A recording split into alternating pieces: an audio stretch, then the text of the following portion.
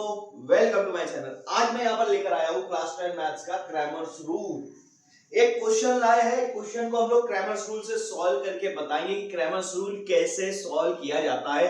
मतलब Cramer's rule का जो कंसेप्ट है वो आपको मैं यहाँ पे बिल्ड कर दूंगा। ये आपके 10th मैथ्स के लिए है और अगर आप महाराष्ट्र बोर्ड से हो तो याद रखना ये क्वेश्चन 3 मार्क्स के लिए पूछा जाता है और अगर 3 मार्क्स के लिए नहीं आया बाय चांस तो 2 मार्क्स के लिए आएगा।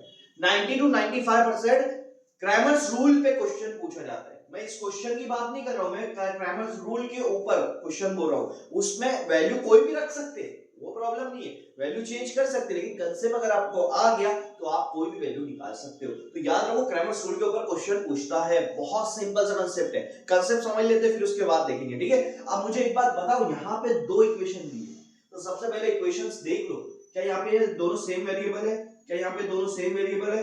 क्या यहाँ पे ऐसा नंबर है जिसमें वेरिएबल नहीं है? हाँ, तो ये वेरिएबल कौन सा है? x वाला। ये वेरिएबल कौन सा है? y वाला। ये क्या है? कांस्टेंट है, वेरिएबल नहीं है उसके साथ। अब क्या करेंगे, सबसे पहले तेरे को d निकाल लेना है भाई। सबसे पहले तू क्या करेगा? d निकाल ले। देख सबसे पहले d निकाल, बहुत सिंपल सा कंसेप्ट बता रहा हूं। देखो सबसे पहले d निकाल। अब d कैसे निकालेगा? यहाँ पर देख, ये जो x वाला है इसके साथ की जो नंबर है वो यहाँ लिख दे। जैसे यहाँ पे 3 है, यहाँ पे क्या है? 4 है। लिख दे, तू लिख दे, सिर्फ लिख दे। लिख दिया x के साथ के नंबर। अब ये जो y वाले वो यहाँ लिख दे -4। कभी साइन माइनस साइन तो लगाना पड़ेगा और ये 3 लगा दे। पता है ये कोई बहुत हार्ड चीज है क्या? नहीं। अब कभी कभी क्या करता है, यहाँ x y की जगह m और n यूज कर सकता है, a और b यूज कर सकता है। वेरिएबल है, जब वो बोला है तो वो लिख देना। तो पहला वेरिएबल यहाँ आएगा, पहले वेरिएबल के साथ के नंबर यहाँ आएंगे, दूसरे के साथ के नंबर यहाँ आएंगे। ये कौन सा वेरिएबल का कोएफिशिएंट है? x। ये कौन सा वेरिएबल का कोएफिशिएंट है? y। याद रखना इसको, ऊपर ऐसा लिख देना। अब इसको सॉल्व करना है। कैसे सॉल्व करना है देखते को बताता हूं मैं। पहले तू क्या कर, एक ब्रैकेट बना ले। बनाया ब्रैकेट, अब उसमें ये दोनों को मल्टीप्लाई कर दे। 3 को 3 से मल्टीप्लाई कर दे। चलो हो गई, 3 को 3 से मल्टीप्लाई कर दे। उसके बाद भाई माइनस लगा। ये माइनस फार्मूले का है, किसका है? फार्मूले का। फिर से दूसरी ब्रैकेट बना दे। चल बना दिया। अब क्या कर, ये दोनों को मल्टीप्लाई कर। -4 को 4 के साथ।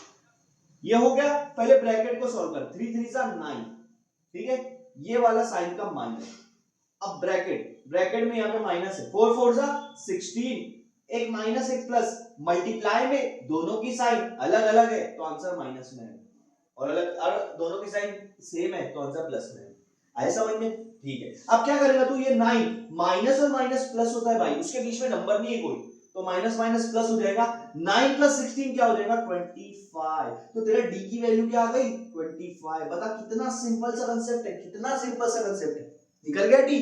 हाँ, अब आगे बढ़ेंगे, dx निकालेंगे क्योंकि हमारा वेरिएबल कौन सा है? पहला x है, तो निकालना dx। क्या कर, ये पहला और ये यहाँ पर डिटरमिनेंट्स इस तरह से बना लिया।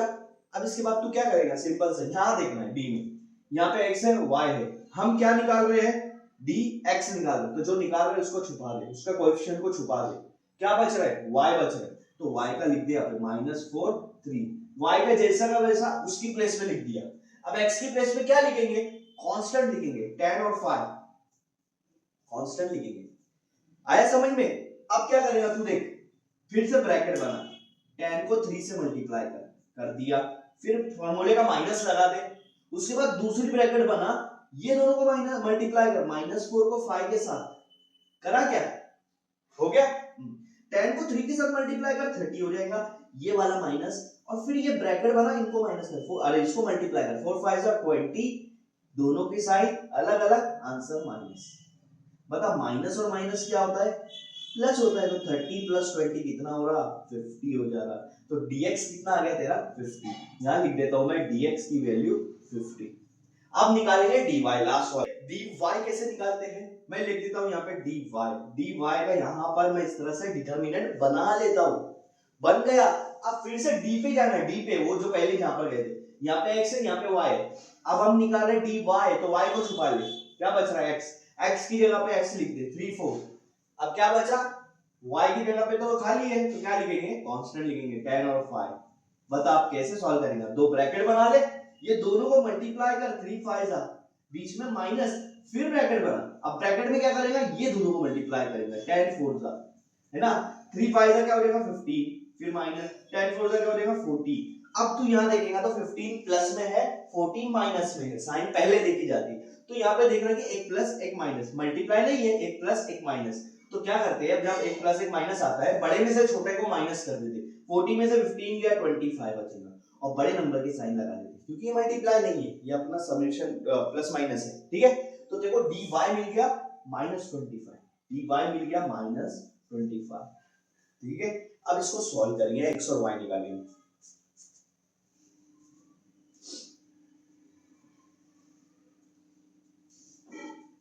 सो देख, अब देखो x और y निकालना है, बहुत सिंपल है। x निकालना है तो d ऊपर, नीचे भी d लिख, देखो x निकालना है तो यहाँ x लगा दो, मतलब dx अपॉन d हो गया।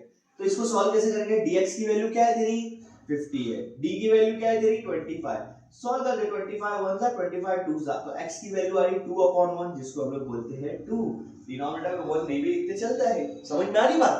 हाँ, अब देख y की वैल्यू निकालना है तो ये भी लिख d अपॉन d, और y निकाल रहे तो y लगा दे। dy क्या है तेरे पास -25, और d क्या है तेरे पास 25, कट कर दे, क्या है -1, तो y की वैल्यू आ रही है -1, x की वैल्यू क्या आ रही है 2, y की वैल्यू आ रही है -1। तो देख सॉल्व हुआ कि नहीं हुआ, कितना सिंपल है, कितना सिंपल है। x और y की वैल्यू यहाँ पर निकल गई।